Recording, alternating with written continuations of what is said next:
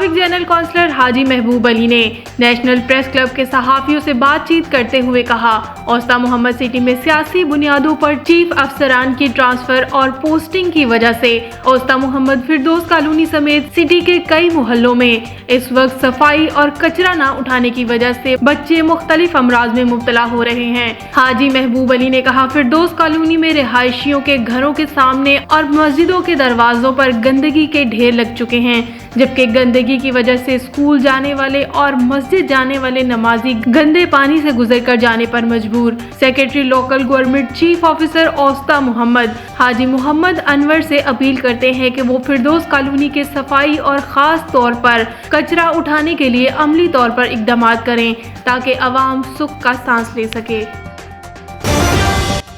جمعیت علماء اسلام بنو کا plan be کے تحت ککی میں احتجاجی مظاہرہ، سلیکٹڈ وزیر اعظم فوری مستعفی ہو جائیں، JUI کارکنان کی نعرے بازی، اپنے قائد کے حکم پر جان بھی قربان کرنے کو تیار ہیں۔ پاکستان کے تمام محکمے احتجاج کر رہے ہیں، کوئی بھی ادارہ خوش نہیں، پورا ملک IMF کے حوالے کر دیا گیا، جس سے ہمارا ایٹمی پروگرام غیر محفوظ ہو رہا ہے۔ DPO ہری پور ڈاکٹر زاہد اللہ کی جانب سے مسیح برادری کے مذہبی تہوار کرسمس کے حوالے سے ضلع بھر کے تمام چرچوں پر سیکیورٹی کے فول پروف انتظامات عمل میں لائے گئے۔ اس موقع پر کسی بھی ناخوشگوار واقعے سے نمٹنے کے لیے ہری پور سٹی میں چرچ پر موک ایکسرسائز کا عملی مظاہرہ کیا گیا۔ DSP head quarter Iftikhar Khan کی سربراہی میں ایلیٹ فورس اور ہری پور پولیس کے نوجوانوں پر مشتمل دستوں نے کسی حملے کی صورت میں چرچ کو کلیئر کرنے اور محصور لوگوں کو بحفاظت نکالنے کا عملی مظاہرہ کیا۔ مرید کے GT روڈ کی آبادی میں گھریلو جھگڑے پر پھندا ڈال کر خاوند نے بیوی کو قتل کر دیا۔ ملزم نواز بیوی عابدہ کو مارنے کے بعد لاش موٹر سائیکل کے پیچھے باندھ کر بے حرمتی کرتا رہا۔ ملزم فرار، لاش THQ ہسپتال منتقل کر دی گئی۔ لیاقت پور شاہی روڈ کے قریب کار اور موٹر سائیکل میں تصادم، موٹر سائیکل سوار دونوں افراد شدید زخمی۔ ہم نہ رہے تو کیا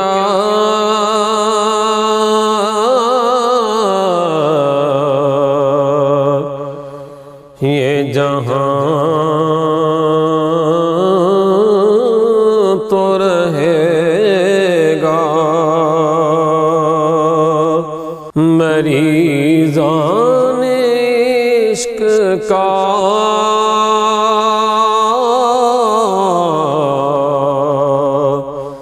امتحان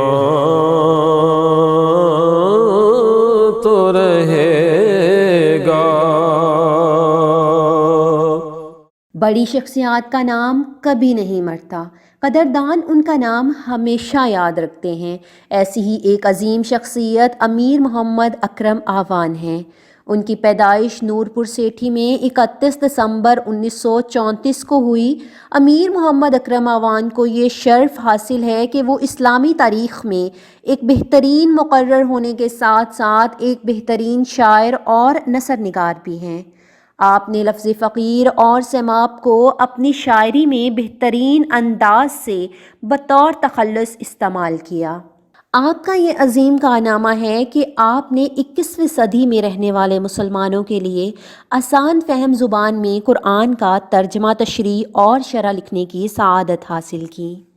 آپ نے اپنی ساری زندگی قرآن و سنت اور اتباع رسول صلی اللہ علیہ وآلہ وسلم میں گزار دی۔